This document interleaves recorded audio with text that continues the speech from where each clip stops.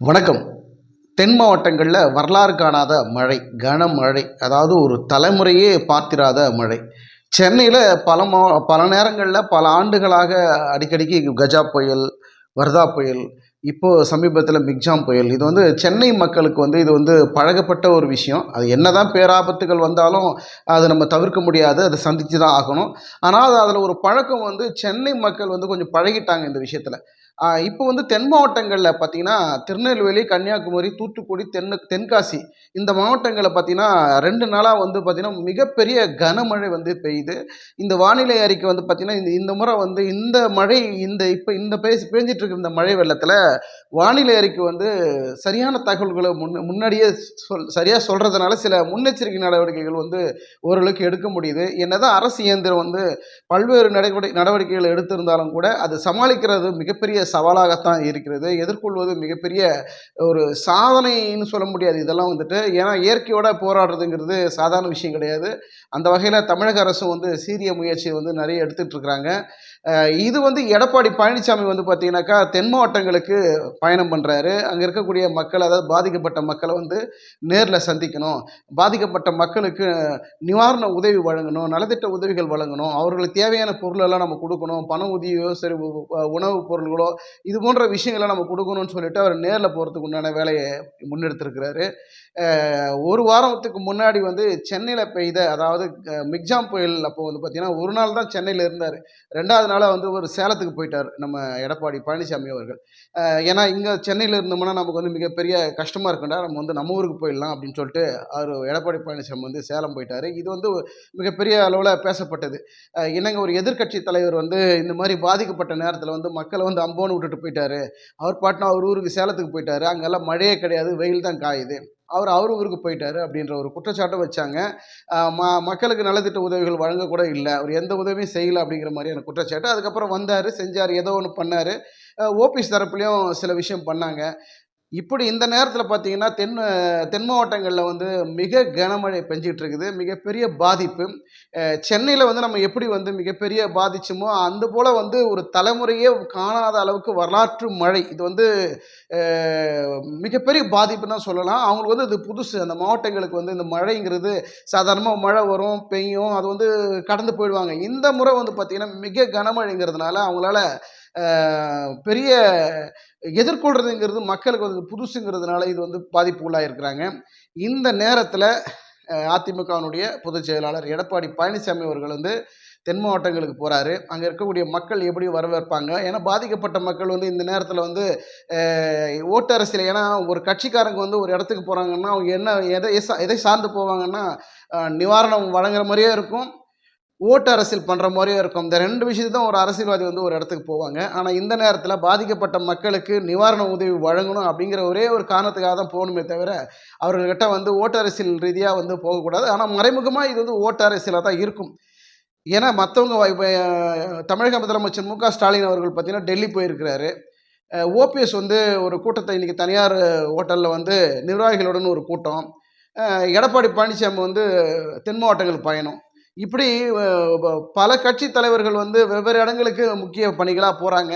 அதுக்கு நம்ம இந்த நேரத்தில முதல்வரோட முந்திக்கிட்டு நம்ம போயிடலாம் அந்த மாவட்டத்துக்கு, தென் மாவட்டங்களுக்கு அப்படின்னு சொல்லிட்டு எடப்பாடி பழனிசாமி கிளம்புறாரு. அங்க போயிட்டு ஓட்டரசியல் பண்ணாம, ஏன்னா இது மக்கள் இது மீம்ஸ் போடுறவங்க விடமாட்டாங்க. வச்சு செய்வாங்க. அதனால எடப்பாடி பழனிசாமி ரொம்ப உஷாரா தான் இருப்பாரு. ஏன்னா நம்ம ஆட்சியில இருக்கும்போதும் சரி, அதிகாரத்தில் இருக்கும்போதும் சரி, இல்லாத போதும் சரி, மக்களுக்காக எந்த ஒரு அரசியல் தலைவர்கள் மக்கள் நலனுக்காக பாடுபடுகிறார்களோ, அவர்கள் பக்கம் தான் என்னைக்குமே மக்கள் இருப்பாங்க. சில நேரங்கள்ல ஓட்டு அரசியலுக்காக என்ன வேணாலும் செய்யக்கூடிய அளவுல சில கட்சிகள் இயங்குறதுனால, அவங்க மேல மிகப்பெரிய அதிருப்தியிலயும் மக்கள் இருக்கத்தான் செய்கிறார்கள். எடப்பாடி பழனிசாமி தென் மாவட்டங்களுக்கு போயிட்டு பாதிக்கப்பட்ட மக்களுக்கு, அதாவது அதிமுகவினுடைய அந்தந்த 4 மாவட்டத்தில் இருக்கக்கூடிய மாவட்ட செயலாளர்களை அழைத்து மக்களுக்கு எந்த மாதிரியான உதவிகள் பண்ண போறாரு, அவருடைய தேவைகள் என்ன அறிந்து அந்த நேரத்தில் உடனே கொடுக்க போறாரு, இல்லை பண உதவி ஏதாவது செய்ய போறாரா, அப்படி கொடுத்தா எவ்வளோ பணம் கொடுப்பாரு, அதாவது ஒரு அரசு தான் நிதி உதவி கொடுக்கணும், பண உதவி பண்ணணும் அப்படின்லாம் ஒன்றும் கிடையாது. எதிர்க்கட்சி தலைவர் கூட கொடுக்கலாம் அப்படிங்கிற வகையில் இவர் பணம் ஏதாவது கொடுப்பாரா, இல்லை உணவுப் பொருட்கள், உடைமைகள், அதாவது பெட்ஷீட்டு, பாய், ஏன்னா நிறைய மக்களுக்கு வந்து வீட்டில் இருக்கக்கூடிய பொருள் எல்லாம் இன்றைக்கி வந்து தண்ணியில் வந்து முழுகி இருக்கக்கூடிய சூழல் இருக்குது. அப்போ வந்து பார்த்திங்கன்னா இவர்களுக்கே போதுமான ஏதோ கண் துடைப்புக்காக ஏதோ ஒரு பொருளை கொடுத்துட்டு வந்தோம், ஏதோ ஒரு 1000 ரூபா கொடுத்துட்டு வந்தோம் இல்லாமல் மக்களுக்கு, பாதிக்கப்பட்ட மக்களுக்கு உண்மையாகவே அவர்கள் பாதித்த இந்த நேரத்தில் தேவையான பொருள், பண உதவியை வந்து ஒரு அது சின்ன அமௌண்ட்டே இல்லாமல் ஓரளவுக்கு நல்ல ஒரு அமௌண்ட்டாக பெரிய அளவில் கொடுத்தாருன்னா மக்கள் மிகவும் சந்தோஷப்படுவார்கள். ஏன்னா தென் மாவட்டங்களில் வந்து ஓபிஎஸ்னுடைய கட்டுப்பாடு, ஓபிஎஸ்னுடைய ஆதிக்கம், அவருடைய தென் மாவட்டங்களில் இருக்கக்கூடிய பெரிய செல்வாக்கு வந்து ஓபிஎஸ்க்கு இருக்குது. இந்த நேரத்தில் வந்து பார்த்திங்கன்னா எடப்பாடி பழனிசாமி வந்து வெள்ள நிவாரணத்துக்காக அங்கே போகிறாரு. இந்த நேரத்தில் இவர் சாதுரியமாக இந்த நேரத்தில் அவர் பயன்படுத்திக்கிட்டாருன்னா ஓபிஎஸ்க்கு இது வந்து ஒரு நிவாரணம் வழங்குற மாதிரியும் இருக்கும், மக்களை போய் சந்தித்து அவர்களுக்கு ஆறுதல் கூறுற மாதிரியும் இருக்கும், அதே போல் ஓட்டரசியலாகவும் இருக்கும். ஆனால் அப்படின்ற ஒரு கோணத்தில் தான் அவரும் அந்த இடத்துக்கு போவார். நீங்கள்லாம் வரலையே, நான் முன்னாடி நான் போய் பார்த்துட்றேன் பாரு, ஏன்னா நான் ஏற்கனவே சென்னையில் மழை பெஞ்சப்போ நான் இங்கே இல்லைன்ட்டு என்னையை பற்றி வாருன்னு வாரிட்டாங்க, இது ஒரு குற்றமாக பேசிட்டாங்க. நான் அந்த நேரத்தில் ஒரு சின்ன பர்சனல் வேலையாக வந்து நான் சேலம் போயிருந்தேன், அதற்காக நான் மழையிலேருந்து தப்பிச்சு சேலம் போயிட்டேன்னு சொல்லிட்டு ஒரு குற்றச்சாட்டி பேசிட்டாங்க மக்கள். அதனால் இந்த முறை வந்து நான் முந்திக்கிட்டு வந்து ஒரு எடப்பாடி பழனிசாமி என்ன பண்ணுறாரு, தென் மாவட்டங்களுக்கு போகிறாரு. முன்னாடி போகிறாரோ பின்னாடி போகிறாரோ, யார் ஃபஸ்ட்டு போகிறாங்களோ யார் லாஸ்ட்டு போகிறாங்களோ, மக்களுக்கு நல்லது செய்தால் இது வரவேற்கத்தக்க விஷயம்தான். ஏன்னா வந்து ஆட்சி என்பதும் அதிகாரம் என்பதும் எதிர்க்கட்சியாக இருந்தாலும் சரி, ஆளுங்கட்சியாக இருந்தாலும் சரி, மக்களுக்கு வந்து உதவி செய்கிறதுல இந்த நேரத்தில் ஆபத்து வர்ற நேரத்தில் அவர்களுக்கு உதவி செய்யணும். அதே போல் பார்த்தீங்கன்னா கட்சி ரீதியாக வந்து இவர் பார்க்காம மக்களோடு மக்களாக நின்று பொதுமக்களினுடைய கோரிக்கைகளை ஏற்று அவர் பாதிக்கப்பட்ட ஒவ்வொருத்தரையும் கைவிடாமல், அதாவது சில பகுதிகளில் வந்து அதிகமாக பாதிச்சிருக்கும், அவர்களுக்கு நிறைய இழப்புகள், சேதாரங்கள் நிறைய இருக்கும், சில இடங்களில் வந்து பாதிப்பு கம்மியாக இருக்கும். இந்த மாதிரி வித்தியாசங்கள், பாரபட்சம் எல்லாம் பார்க்காம மாவட்டம் முழுக்க வந்து அங்கே பாதித்த 4 மாவட்டம், அதாவது திருநெல்வேலி, தூத்துக்குடி, கன்னியாகுமரி, தென்காசி, இந்த 4 மாவட்டங்கள், தென் மாவட்டங்களில் அவர்களுக்கு என்ன வேணுமோ அந்த மாவட்டம் முழுவதும் பாகுபாடு இல்லாமல் இவர் பாதிச்சாரா பாதிக்கலைன்னா அந்த இன்வெஸ்டிகேஷன்லாம் பண்ணாமல் மக்களுக்கு அந்த மாவட்டம் தோறும் அவர் உதவி பண்ணார் அப்படின்னா அவருக்கு ஒரு செல்வாக்கு கூடுறதுக்கு வாய்ப்பு இருக்குது. அதனால தான் இவர் வந்து உடனடியாக முன்கூட்டி இவர் எடப்பாடி பழனிசாமி வந்து அந்த மாவட்டங்களுக்கு போகிறாரு. பாதிக்கப்பட்ட மக்கள் அவர்களுடைய தேவைகளை இவர் பூர்த்தி செய்தார் என்றால் அவரிடத்தில் இவர் ஒரு ஒரு செல்வாக்கை பெறுவதற்கு வாய்ப்பு இருக்குது. இந்த நேரத்தில் இவர் ஓட்டு அரசியலை பார்க்காம மக்களை சந்தித்து பாதித்தவர்களுக்கு உரிய நிவாரணம் வழங்கணும் அப்படிங்கிறது தான் எல்லாருடைய விருப்பமாக இருக்குது. ஏன்னா ஏற்கனவே அவர் மேலே பல விமர்சனங்கள் இருக்குது. ஸோ இந்த முயற்சி நல்லதாக தான் எடுத்துருக்கிறார். ஏன்னா தமிழக முதலமைச்சர் வந்து டெல்லி ஒரு கூட்டத்தில் கலந்துக்கிறதுக்காக டெல்லி போயிருக்கிறாரு. இந்த நேரத்தில் நான் போயிட்டு வந்துடுறேன் அப்படின்னு சொல்லிட்டு இவர் முன்னாடி இப்போ தென் மாவட்டங்கள் பாதிக்கப்பட்ட மக்களை சந்திக்க போயிருக்கிறாரு. இன்னொரு விமர்சனம் அங்கே போய் பார்த்துட்டு ஒரு விமர்சனத்தை வச்சாலும் வைப்பார் நாளைக்கு. அதாவது நான் வந்துட்டேன், என்னுடைய உரிமை இது, நான் ஒரு எதிர்க்கட்சி தலைவராக இருக்கிறேன், நான் பாதிக்கப்பட்ட மக்களை வந்து நேரில் சந்திக்க இங்கே வந்திருக்கிறேன். ஆனால் இதே தமிழக முதலமைச்சர் மு.க. ஸ்டாலின் அவர்கள் எங்கே இருக்கிறாரு இப்போது? அவர் வந்து டெல்லி போயிருக்கிறாரு, ஒரு கூட்டத்தில் கலந்துக்கிறதுக்கு போயிருக்காரு, பிரதமர் சந்திக்க போயிருக்கிறாரு.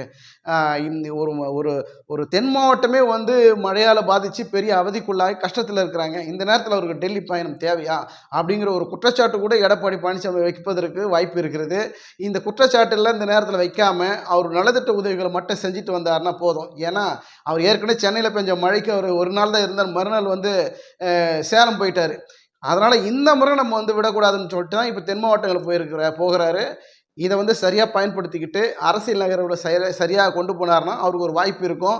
மக்களுக்கு வந்து தேவையான உதவிகளை இந்த நேரத்தில் செய்யணும். யார் மேலேயும் குற்றம் செய்ய சொல்லாமல் பிஜேபி வரல, அண்ணாமலை வரல, முதலமைச்சர் வரல, ஓபிஎஸ் போகலை அப்படின்னு எந்த குற்றச்சாட்டும் இல்லாமல் எடப்பாடி பழனிசாமி மக்களுக்கு பண உதவி, பொருள் உதவி இதையெல்லாம் செஞ்சுட்டு வந்தார் அப்படின்னா இந்த நேரத்தில் அவருக்கு ஒரு நல்ல ஒரு செல்வாக்கு கூடுவதற்கு வாய்ப்பு இருக்குது. அவர் போகிற விஷயம் நல்ல விஷயம், பாராட்டுக்குரிய விஷயம்.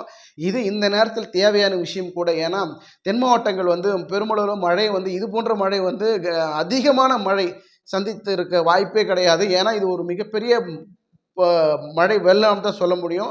இது ஒரு நூற்றாண்டு, அதாவது ஒரு தலைமுறையே இதை வந்து சந்தித்திருக்காத ஒரு மழை வெள்ளம். அதனால் அந்த பாதிக்கப்பட்ட மக்களுக்கு இவர் சரியான உதவியை செஞ்சுட்டு வந்தாருன்னா இவருக்கு வாய்ப்பு இருக்குது. இல்லைன்னா அது மீண்டும் எடப்பாடியை பிடிச்சி காட்டுன்னு காட்ட தான் போகிறாங்க மக்கள். ஸோ என்ன செய்வார், எப்படி உதவி பண்ணுவார், பண உதவியா பொருள் உதவியா, அது வந்து எந்த அளவில் இருக்கும், கம்மியாக இருக்குமா அதிகமாக இருக்குங்கிறதெல்லாம் அங்கே போயிட்டு பார்த்த பிறகு, உதவி பண்ண பிறகு நமக்கு பார்க்க போகிறோம். என்ன என்ன செய்கிறாருன்றதை நம்ம பொறுத்திருந்து பார்க்கலாம். நன்றி, வணக்கம்.